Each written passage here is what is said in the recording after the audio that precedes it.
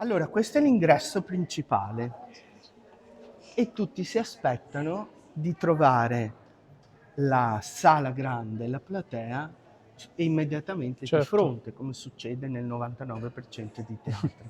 Invece noi dobbiamo avvisare che invece è asimmetrica rispetto all'ingresso la nostra sala, no? Perché Venezia ha una conformazione, una struttura urbanistica anche di tipo particolare. Molto E particolare. quindi dobbiamo avvisare le persone che magari rimangono stupite quando entrano di non trovare la platea, che troveranno il guardaroba qui a sinistra e che dopo devono ritornare su.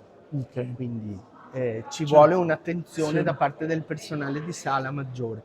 La seconda attenzione che il personale di sala deve fare è a quel gradino lì, è vero. perché le persone purtroppo nel momento in cui arrivano sono talmente inebriate da questa immagine, questa allure, diciamo, che ha il teatro, che rischiano di non tenere presente che c'è un gradino e quindi di scivolare.